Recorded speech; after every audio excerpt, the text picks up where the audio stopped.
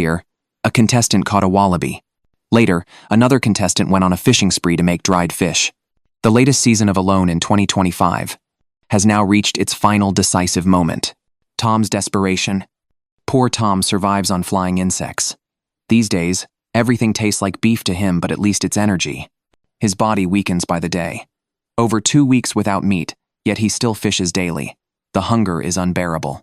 His hands aren't as skilled as the others, but with extra tools, he refuses to fall behind. To keep going, he needs at least one big fish per day. Today, luck strikes fast to bite. The fish isn't huge, but it fits snugly in his palm. Food is food. The smell of cooked meat nearly brings him to tears. He savors every bite, even crunching the bones. This single fish could sustain him for days. He fights back homesickness, determined to last longer. Muzza's turnaround. Muzza sets a trap on a whim, expecting a long wait, but the line tugs at midnight. He scrambles to haul in an eel this time, a much larger one. After a struggle, he finally lands it. Good days are coming. He'll cook it at dawn. Day 37. For the first time, Muzza eagerly awaits sunrise. He cleans the eel, meticulous peeling the skin just right to preserve flavor. If not for food safety, he'd try it as sashimi. Instead, he slices the meat for smoking, while scraps sizzle in a pan. No seasoning, just pure natural richness. The first bite is bliss. He hasn't felt this satisfied in ages. Once smoked, the eel will feed him for days. Finally, a real chance to endure. Tom's situation. Tom is in good spirits after eating trout, feels energized. Despite being in the wild for so long, he's still got some muscle. He does have a knack for enduring hunger. Having meat in his belly is pure happiness. Just as he steps outside, he notices the bird trap has been triggered, but it's a false alarm. There's nothing inside. He checks the trail camera footage and sees it was just that pesky bandicoot wandering by. So close. If only the trap had been bigger, he'd already be enjoying grilled meat. He resets the trap, planning to upgrade it when he has time. Ben's struggle. Ben is physically weak. If not for the fish he caught earlier, he wouldn't have lasted this long. Most of his catches were from night fishing. He thought things were looking up, but then the fish disappeared. Now, aside from some plants and insects, he can't find any proper food. He's poured most of his energy into improving his shelter. If judged purely on camp quality, his would be the best practically fit for a family vacation. But food shortages have left him weaker by the day. Now, he's dizzy and unmotivated. Based on years of watching survival shows, Ben knows he probably won't last much longer. He's debating whether to quit. Still, he tells himself he can endure a little longer. If he's suffering this much, the others must be too. Every extra day brings him closer to the prize. Day 39. Muzza's health crisis. Muzza's ankle suddenly starts hurting for no apparent reason. He hasn't bumped into anything. The pain is so bad he can barely stand. If the production team sees this, they'll pull him from the challenge. He limps back to camp, struggling even to take off his shoes. The swelling suggests gout. At this point, no amount of effort will fix it naturally. The next medical checkup will likely be his last. What a shame he can't even eat the smoked eel now, afraid it might worsen his condition. Day 40. Shay's luck turns. Shay had hoped the gill net would change his fortunes, but the rain makes fishing difficult. As time drags on, his patience wears thin. Hunger gnaws at him. Just when he thinks the fish have all vanished, he spots one leaping near his hook. Without hesitation, he strips down and wades into the freezing water. The deeper he goes, the colder it gets. Then he sees a fish, stuck. Catching one this big is rare. He's overjoyed. Even in the rain, he secured food. Maybe this challenge isn't so impossible after all. Ben's last stand. Unlike Shay, Ben is barely hanging on. He feels less like a challenger and more like a victim of torture. He tries fishing again, but his bait is nearly gone so little that he considers eating it raw instead. In a desperate gamble, he throws it all in. Muzza's fate. Muzza's foot is even more swollen now. He can barely function. Though worried the eel might worsen his condition, he decides to eat it anyway. Today is the medical checkup. If he doesn't eat it now, he might never get the chance. He waits quietly for the crew to arrive. The medical verdict. The other contestants are prepared, but Ben, though Gaunt insists he's fine. He's sure he can keep going. Reality disagrees. The doctors find serious health risks and recommend immediate hospitalization. Ben is devastated. He begs for another chance, all that suffering can't be for nothing. But the decision is final. Ben is out. By the 40th day of the challenge, Muzza wasn't feeling well physically. He was deeply worried about the upcoming medical checkup, praying it wasn't gout. But no one could endure such a condition, right? The medical team had already arrived. Muzza was nervous. If he had to quit the challenge like this, it would be hard to accept. The doctor first examined Muzza's condition. Just taking off his shoes caused pain. It was worse than expected. They needed to discuss with the production team. The waiting process was agonizing. He didn't want to quit the challenge like this. The doctor's recommendation was to go to the hospital for further checks. It was likely septic arthritis. If he insisted on continuing the challenge, Muzza would need to closely monitor his condition. If symptoms like fever or dizziness appeared, he should notify the doctor immediately. Though he could stay in the challenge, Muzza didn't feel any relief. Unless the other contestants all went home in the next few days, winning the prize would be difficult for him. Karin had been leisurely crafting earlier, but suddenly, an animal came to provoke her. She rushed forward to chase it away. It kept eyeing the food in her camp, so she felt she should set up traps for defense. If it just ate meat, fine, but it also gnawed on clothes and such. Unexpectedly, it came back again, completely disregarding Karin. She grabbed a glove and threw it at the animal. Honestly, having some company in the wild isn't so bad. Maybe she should invite the little critter to the table for a chat. Currently, Karin is in good shape. She's confident she can last several more months. But when things get quiet, she starts reminiscing about the past. On the 41st day of the challenge, Shay was in low spirits. Every day, he struggled with food scarcity. Plus, he hadn't had a bowel movement in days, which put a heavy strain on his digestion. At this point, any physical issue wouldn't be surprising. He didn't want to get eliminated because of too much poop. That would be way too embarrassing back home. His food supply still relied on fishing, with occasional foraging for wild fruits. His wallaby trap had been set for a while, and though animals passed by, none were willing to check it out. As usual, the trap remained untriggered. After reviewing the camera footage, he saw that a wallaby had wandered in, but it just didn't trip the mechanism. Shay felt even worse. Maybe he should have used a snare trap instead. He readjusted the trigger mechanism, but if he accidentally set it off himself, lifting it back up would take a lot of effort. Just saying that out loud startled him. Now he had to reposition it all over again. This was exhausting. He felt like giving up, just lying down and doing nothing. He hoped the nearby animals would take pity on him and deliver some meat right to his doorstep. Tom didn't stay in his shelter at night.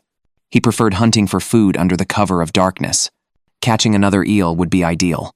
He hadn't had meat in days. Whenever his mind wandered, he dreamed of food, even tempted to take a bite out of his own arm.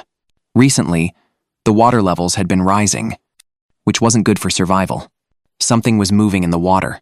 Maybe he could catch it for bait. Suddenly, he heard an animal call. Tom followed the sound and spotted something in a tree. At first, he thought it was a spider, but he wasn't sure what kind of creature it was. It looked a bit dangerous. He wasn't confident he could handle it. Shining his light closer, he realized it was a wallaby. He tried mimicking its sound to lure it over. The wallaby stayed perfectly still. Tom slowly circled around for a better angle. It was a decent-sized catch, but he didn't have any weapons on him. His best bet was to go for a neck grab. Unfortunately, the wallaby bolted before he got close. He couldn't keep up. What a shame. Day 42 of the challenge. Muzza's foot has improved a lot. At least he's not limping anymore. Everything seems to be getting better. His fire setup is nearly perfect, so he doesn't have to worry much about rain. But now, his biggest fear is the rising water level. If a few more heavy storms hit, it wouldn't be surprising if his shelter got flooded. The water has already risen close to the tree roots. Moving now would waste too much energy, and the fish might migrate elsewhere. His only hope is that the water won't reach his shelter. That's his best chance of lasting till the end. He decides to scout nearby for open ground. As long as he has enough food, he doesn't mind working harder. But Muzza doesn't go far before feeling dizzy and weak. His arthritis is still a problem. If it gets any worse, even if he wants to keep going, the doctors will force him to quit. He doesn't find any suitable spots nearby. Everywhere seems at risk of flooding. If he moves deeper into the woods, he'll have to walk much farther to fish every day. A huge physical challenge. At this point, he's just taking it one day at a time. Karin plans to explore deeper into the forest today, to diversify her food sources. Relying only on fishing is too limited. She spots wild berries along the way. No way she's passing those up. They'll help replenish her nutrients. It's not much, but foraging while snacking feels nice. She travels light, pushing further in, where resources are more abundant. Ferns, for example, are a great find. She gathers as many as she can to cook later. She recognizes most of the plants here. As long as they're not poisonous, she'll eat them. She tosses a full pot of them into the fire to boil. If she hadn't caught that wallaby earlier, she probably wouldn't have lasted this long. Now she simmers the meat with the ferns. The aroma is amazing. She even adds some fragrant leaves for extra flavor. One big bite, and the mix of fern and meat juices leaves her completely lost in bliss. Day 43 of the challenge. Tom looks utterly exhausted, like he might collapse any moment. He walks with a noticeable limp. The cold isn't just affecting his body. It's causing major issues with his prosthetic too. It's not as flexible as usual, and prolonged exposure risks frostbite. This has him seriously worried. Just gathering resources drains most of his energy. He almost caught a wallaby last night, but without the right tools, he failed. Now, he has to focus on chopping firewood. Just looking at him, you can tell how drained he is. To keep his prosthetic warm, he wraps it in a sock, but the constant friction is unbearable. The front part is mostly numb now. Only massaging it brings back some sensation. The situation isn't good. It might already be frostbite. His challenge was already harder than most, and now this? Every extra day here is a risk. His best bet is to minimize prosthetic use and keep his hands moving to improve circulation. Maybe that'll help turn things around. Tom is determined to fix his trap today. He's putting in all his effort, but with only one hand. Securing it is nearly impossible. He doesn't know what else to do, so he gives up for now to rest. For the first time in this challenge, he really wants to quit. Just go home and lie down for a while. Shay isn't doing well either. His body is visibly thinner. Nothing like his healthy self at the start. Fishing is his only hope now. Not long after casting his line, he sees movement, like the fish are hand-delivering themselves to him. His excitement spikes. He quickly reels it in to check. Just as he hoped, he's got one. It's thrashing wildly in the water. Afraid it might escape, he carefully guides the rod toward shore. Finally, he hasn't seen a fish this big in ages. If he could catch one like this every day, he'd be in much better shape. He wastes nothing while cleaning it. This fish has to last him a while. The roe inside is as delicious as eggs. He already feels a bit better, but his chronic constipation remains a problem. The more he eats, the worse his discomfort gets. He's not sure what nearby could help. For now, he'll eat the meat for energy and hope his body recovers. Day 43, continued. Tom heads to the shore to fish, hoping to catch as many as possible. He prepared bait specifically for this, forcing himself not to eat it, hoping to attract every fish nearby. He casts the hook as far as he can. Unexpectedly, he gets a bite almost immediately. The fish is much smaller than he hoped, but no matter how hard it struggles, Tom still reels it in with ease. At least it's meat. Seeing how late it's getting, he hurries back to clean the fish. From this angle, it actually looks decent-sized. Roasted over the fire, it'll still be delicious. If he weren't here for the challenge, he'd love to explore the area more. It'd make a great vacation spot for his family. The cooked fish tastes just as fresh as he imagined. So good, it almost brings him to tears. Day 44 of the challenge. Karin, the last remaining female contestant, is holding up remarkably well. Both her food supply and shelter are in better shape than the others, but her delayed period is giving her a headache. Just as she tries to calm herself down, that pesky little animal shows up again. Worst of all, it keeps disappearing. If her food stores were any lower, she might have eaten it by now. Karin guesses there aren't many contestants left. The challenge will likely end around day 60. Everyone's struggling in some way, and with the environment worsening, even Muzza can't guarantee he'll last. He keeps monitoring the water levels. What if it floods overnight? Day 45 of the challenge. Terrible weather meets failing health. The contestants' moods plummet. Some worry the fish will disappear completely. Others fear the rising water. It's a battle of endurance now. Who will break first? Muzza's situation is dire. The water could surge any moment. The rain finally stops on day 46. Good news. Water is now right outside his door. Bad news, it's almost at his camp. If it doesn't recede soon, his fireplace will be ruined. One more storm, and Muzza might have to quit. Moving now is still an option. But can his body handle it? Day 46 of the challenge. Only 4 contestants remain. Karin's in better spirits now. Her period finally arrived. No more anxiety. Female survivalists have it tough out here. The wind howls outside, but her shelter holds firm. Karin's proud of her work. Long-term survival here seems possible. Her only concern is the lake. Water levels have risen sharply, making fishing harder than before. Thankfully, her shelter's on higher ground. Moving now would take too much effort. Shay, however, is far more stressed. The lake's risen so fast, he can't even find a spot to cast his line. Fishing might be impossible from now on.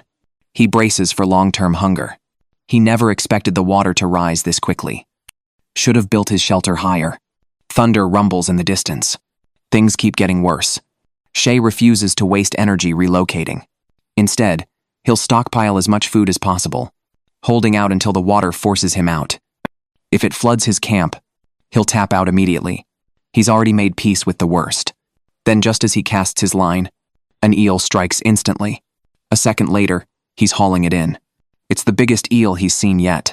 Suddenly, moving doesn't seem so bad, as long as the food supply stays steady.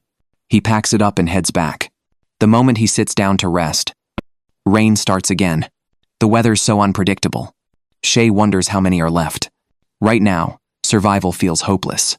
Just keeping the fire alive is exhausting. Day 46. For Tom, the main issue is the growing floodwater around his camp. It's severely affecting his challenge. With food supplies running low, his body weakens day by day. Still, he forces himself to forage daily. The rising water makes fishing impossible now. His only hope is checking his traps, but as expected, they remain untouched. His food stock is down to one last fish. Once that's gone, hunger awaits again. Part of him wants to quit and go home, but he's determined to push his limits, to last as long as possible here. The flooding around his shelter is unavoidable, though. Eventually, water will seep inside. Tom finds the space suffocating, like a prison cell. Lying inside feels oppressive. Winning the prize money could change his family's life. Opportunities like this are rare, but sheer willpower isn't enough now. He needs more food to survive. Medical checkup. The routine medical inspection arrives, filling every contestant with dread. Tom waits quietly for the doctor. His health declines daily. The results show his vitals are technically normal, but his drastic weight loss is alarming. It's now impacting his ability to continue. The doctor advises him to withdraw and recover. Unless he secures steady food sources, his body likely won't last until the next checkup. Tom knows the situation is grim, but he still wants to fight. The doctor doesn't press further. Dejected, Tom feels the prize slipping away. He can't figure out how to stabilize his food supply. By the next inspection, he'll probably be forced out. Muzza's struggle. Muzza despises the rain. Overnight, the water rose dramatically. If the flood's coming, just drown me already. This slow torment is worse, he mutters. 1 or 2 more storms will finish him. Moving is his only chance. Exhausted but determined, he relocates his camp. The new spot isn't far. A day's work should suffice. He rebuilds a similar shelter, just slightly smaller. His family fully supports his efforts. Even if he returns empty-handed, they'd never blame him. Still, Muzza refuses to give up. Once the shelter's framed, he focuses on reigniting his fire. Despite the damp conditions, he coaxes flames to life effortlessly. Muzza can't help but cheer. Surviving this long is no small feat. If the water rose slower, life would be easier, he muses. He plans to upgrade the shelter later. Shay's nightmare. That night, Shay lies awake, tormented by the roaring waves outside. He fears they'll surge into his shelter at any moment. A soaked sleeping bag would mean instant elimination. Too anxious to sleep, he steps out to assess the damage. The water's rising unpredictably fast. One heavy rain, and he'll have nowhere left to stand. Unless he moves to higher ground, his journey ends here. At dawn, Shay resolves to relocate. No more passive waiting. Day 47 of the challenge. Shay's situation worsens. The lake now threatens to engulf his shelter. He has to act. Relocating demands immense physical effort. Just cutting timber exhausts him. Building a new shelter from scratch is soul-crushing. But quitting isn't an option yet. His new tent frame is sturdier this time. He should be able to move in soon. Shay allows himself a glimmer of hope. One major issue remains. The brush here is unbearably damp. He must elevate his bed. No way he's going home with rheumatism.